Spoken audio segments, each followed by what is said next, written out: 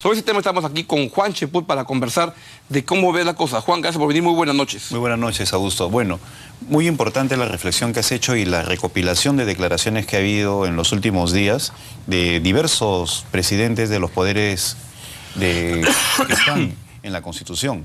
A mí particularmente me preocupa el hecho que tanto gente del Jurado Nacional de Elecciones como del propio Congreso estén manifestando un apoyo singular a esta propuesta de la OMP, que desde mi punto de vista ese olvido no ha sido involuntario. ¿Tú crees que no? No, yo creo que ha habido ahí una mano política, no necesariamente de Palacio de Gobierno, sino de algún áulico, alguien que quiere facilitarle las cosas a la señora Nadine Heredia para que de esa manera pueda postular. Pero el gobierno no se da cuenta de lo siguiente.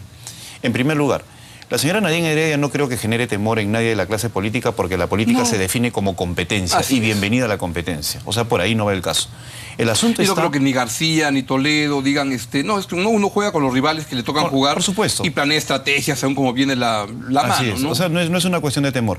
Lo lamentable es que el gobierno no se da cuenta de la importancia de la señora Nadine Heredia como soporte del gobierno y por lo tanto el papel que ella juega en determinados programas sociales que son bien recibidos por las personas, claro, porque lo ven como una cuestión de buena voluntad y como un beneficio que viene dado sin ningún tipo de condicionamiento o de cálculo político.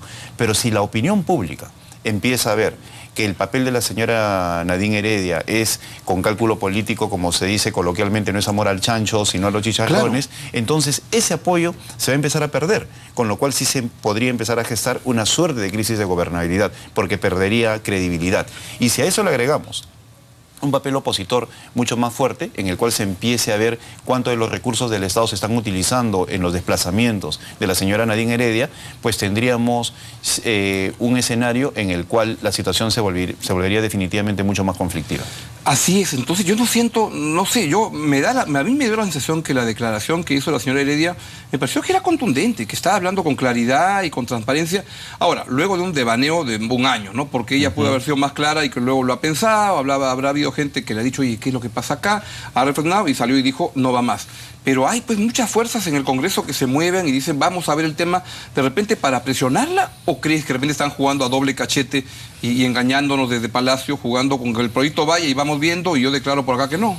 El papel que están jugando los miembros del nacionalismo es el mismo que podría haber jugado en su momento gente del aprismo o de Perú Posible cuando ven que su continuidad depende de quién va a ser la Toledo locomotora. ¿Tuvo algún sobón que se lanzó con eso? Porque bueno, García tuvo en su primer gobierno, recuerdo un congresista, un diputado que venía del sector pesquero, ¿no? Que se mandó claro, con una declaración así, y también tuvo en su segundo gobierno, y Fujimori, bueno, era otra historia. En nuestro caso, o sea, más que buscar la reelección, lo que se busca es quién puede empezar desde el gobierno para construir otra candidatura que pueda, eso es legítimo. Que sea una suerte de locomotora, ¿no? Legítimo, claro. Entonces, eso ha habido en el gobierno en el aprismo con las ministras, ha habido en Perú Posible ante la posibilidad que pueda candidatear Carlos Brus, que prefirió la opción parlamentaria, y en ese caso no hay una persona que tenga el nivel suficiente dentro del nivel parlamentario o de los ministros en el actual gobierno.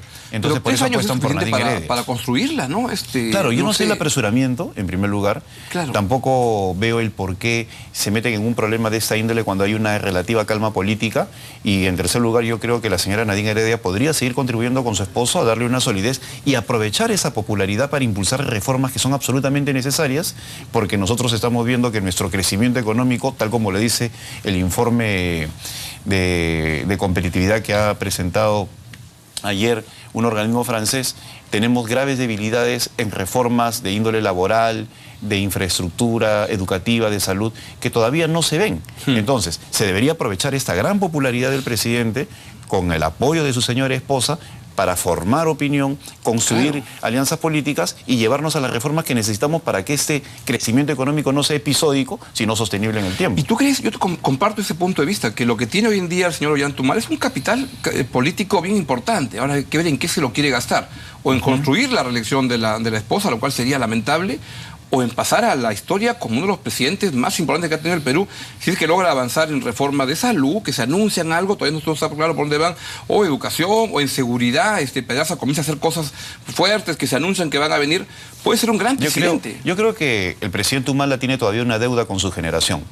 Las generaciones, según Ortega y Gasset, están entre los 45 y 60 años, o sea, hay periodos de cada 15 años. Entonces, él pertenece a una generación a la cual pertenecemos nosotros, que todavía tiene una deuda pendiente con el país. Entonces, él podría utilizar este gran capital político que tiene 60-65%, inusual en otros gobernantes, y empezar a formar opinión, empezar a decir, esas son las reformas que necesitamos en el ámbito educativo, de salud, de defensa, de seguridad, cosas que no se han hecho por no tener ese capital político. Y efectivamente, como tú has mencionado, pasar a la historia. Pero si él decide el continuismo, prefiere ser gobierno que tener un poder que lo lleve a ejercer algo trascendente en la historia, pues estaríamos simplemente ante otro gobierno con otro quinquenio perdido, ¿no? Y espero que él recapacite.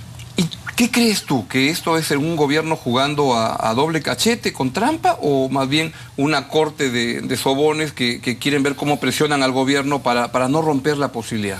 Yo creo que todavía no se ha zanjado de parte de la primera dama este tema.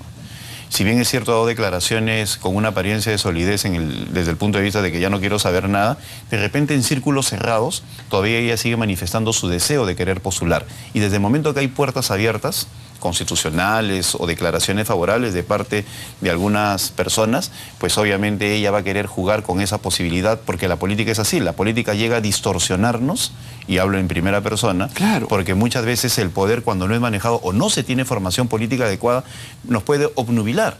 Y si uno no tiene los consejeros que lo bajen a tierra y le digan, este no es tu momento, o el Perú necesita de tu potencial político para otras situaciones, pues obviamente uno puede cometer errores. Yo confío en que la primera dama empiece a pensar de manera mucho más madura. Ella ha demostrado tener talento político, ha demostrado tener condiciones como para ejercer la primera magistratura, pero creo yo que en situaciones como estas, en las cuales está en la práctica cogobernando y utilizando recursos del Estado, se vería muy mal que pretende ella cambiar las reglas de juego a partir de lo que le digan algunas personas, que lo único que están pensando es en su conveniencia política y no en lo que necesita el Perú para los próximos años.